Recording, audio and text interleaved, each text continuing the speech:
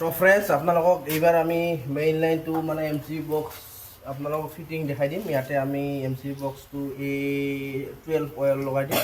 তো বৰ্তমান আমাৰ মেইন লাইনৰ কাম কৰিব উঠছে, তো ময়ো উঠছোঁ।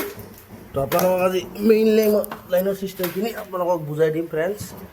তো ইয়াতে আমাৰ আহি গৈছে লাইন, এই দি যাব যাই কিনে তাতে আমাৰ এল চি বি ডিষ্ট্ৰিবিউশ্যন বক্সটো ফিটিং হ'ব। বাকী আপোনালোকে ভিডিঅ'টো চাই থাকক, আপোনালোকক ভিডিঅ'ত থ্ৰু কমপ্লিট চিষ্টেমৰ বস্তুখিনি দিম। এম চি বি কানেকশ্যন কেনেকুৱা হয় কি হয়। আমাৰ ইয়াত টোটেল 10টা এম চি বি লৈ আহিছোঁ আৰু এটা আইচলেটাৰ আছে। এইটো ব্ৰেণ্ডটো ভালে বোলে খুব। তো ৰাইজে কৈ আছে বহুত ভাল আহি আছে, ইলেক্ট্ৰিচিয়ানবিলাকো কৈ আছে বহুত ভাল। আজি আমি এতিয়া ফিটিং কৰিম ফাইনেলি। এইটো ইয়াতে ফিটিং হ'ব। তো ফ্ৰেণ্ডছ বৰ্তমান আমাৰ খুলি আছে, এইটাই ব্যৱহাৰ কৰ সোনকালে হ'ব। তো ফ্ৰেণ্ডছ আমাৰ ইয়াতে বহাম বুলি ভাবিছিলোঁ, তো ইয়াতে দেখাত বেয়া দেখে কাৰণে আমি মানে মিডিলতে দি দিলোঁ। অলপ কামটো যাতে ফিনিচিং হয়, এই পাইপ হ'ল আমি ইয়াতে মাৰি দিলোঁ। এইটো হ'ল আমাৰ পাকঘৰত যাব লাইনটো।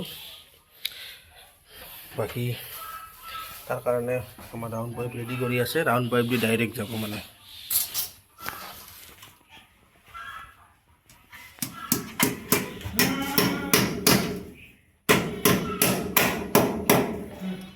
ফ্ৰেণ্ডছ বৰ্তমান মানে আমাৰ এম চি বি বক্সটো ফিটিং হৈ আছে।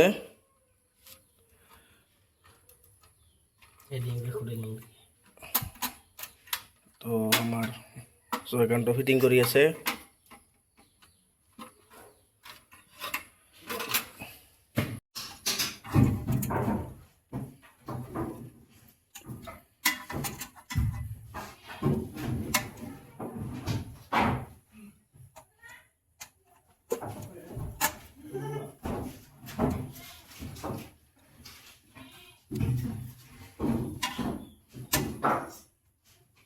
ফ্ৰেণ্ডছ আমাৰ কাম শেষ, আমাৰ চাৰ্কেটৰ মেইন কাম শেষ। আজি আমাৰ চাৰ্কেটখন বনাইছে, এইটো জয়কান্ত হয়, ইয়াৰ নিক নেমটো হ'ল আমাৰ চিয়াল।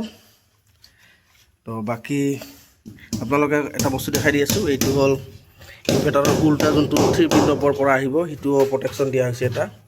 ইয়াত 3 পিন টপৰ লাইনটো ইয়াতে সোমাইছে, 6 লগাই দিছোঁ, মানে দুফালে আমাৰ ইনভাৰ্টাৰটো প্ৰটেকশ্যন হৈ আছে। কেতিয়াবা বৰ্ডতো হয়, বৰ্ডৰ চাৰ্কেটটো আপোনালোকৰ মানে ইয়াত নামি যাব। দুটাই আমাৰ প্ৰটেকশ্যন আছে। এবাৰ ফাইনেল এটা খুলি দিয়ে। ফ্ৰেণ্ডছ ফাইনেলি ফিটিং হৈ গ'ল, চেঞ্জ একদম। আমাৰ আজি চিএল বাবুৱে ফিটিং কৰিছে, একদম চাৰ্কেট অ'কে। নতুন কোম্পানী এটা ব্যৱহাৰ কৰিছোঁ, কাইনেটো। এইটো আমাৰ ডিষ্ট্ৰিবিউশ্যন বক্সটো ভালে, মেটেৰিয়েলটো হেভি আছে। কাম চেছ, কিবা ক'ব? কাম চেছ শেষ। এইটো আমি খালি ইনভাৰ্টাৰৰ আপ ডাউনৰ দুটাতে প্ৰটেকশ্যন দিছোঁ।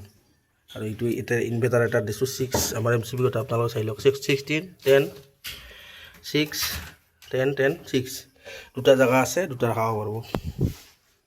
তো আজিৰ কাৰণে এইখিনিয়ে।